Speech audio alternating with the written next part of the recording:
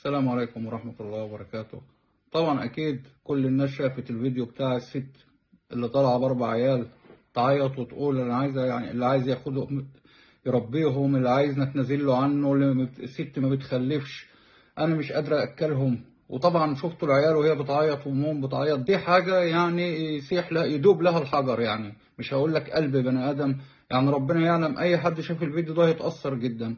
أنت بقى ليه ما بترحلش عن الناس دي خالص وتسيبها؟ مفيش حد في مصر بيقبلك، مفيش حد في مصر لو عملت استفتاء مفيش حد هيقول لك اقعد الا اللجان اللي انت بتديها فلوس ومقعدها ترد على النت ليل ونهار. لكن من ناحيه حد بيقبلك مفيش حد بيقبلك، ما هو انت ظالم، انت فرم الناس، هيقبلوك فين؟ وطبعا مش الست الوحيده اللي بتطلع، ده ناس كتير بتطلع، ناس كتير بتطلع تشتكي، والناس بتطلع بوشوشها، الشعب فاضل له تكه وهينفجر، واقسم بالله الشعب هينفجر قريب. انت ارحل بالادب، امشي وسيبها.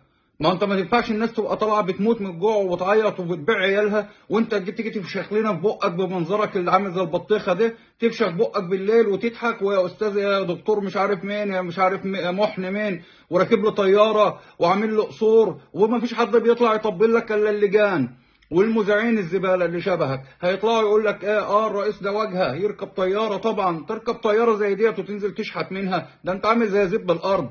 يعني اساسا انت لو انت بتدفع من جيبك حق الطياره دي كان زمانك قضيتها مواصلات. حسبنا الله ونعم الوكيل فيك يا راجل.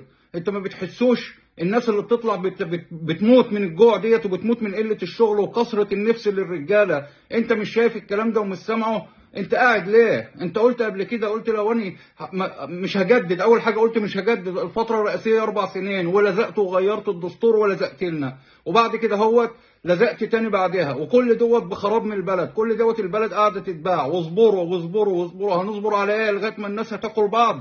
نصبر على ايه؟ ما تصبر انت، ما تعتمد على الله انت وسيبها، سيب اللي باقي منها. انت بعت الدنيا كلها وبعت الاراضي كلها وقاعد تحشر في فلوس انت في جيبك لما وشك اتنفخ، وبعدين انت ما عندكوش احساس ولا دم.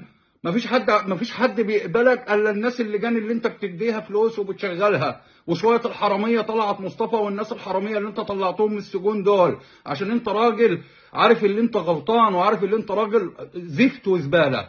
طلعت الناس لمتها حواليك كلها بلطجيه وكلها حراميه، حاطط في دماغك اللي لو طلعت مظاهرات الناس دي اللي هتحميني. محدش هيحميك، محدش هيحميك لو طلعت، محدش هيحميك، كان حمو اللي قبلك. حسبنا الله ونعم الوكيل فيك، بني ادم ما عندكش دم ولا احساس.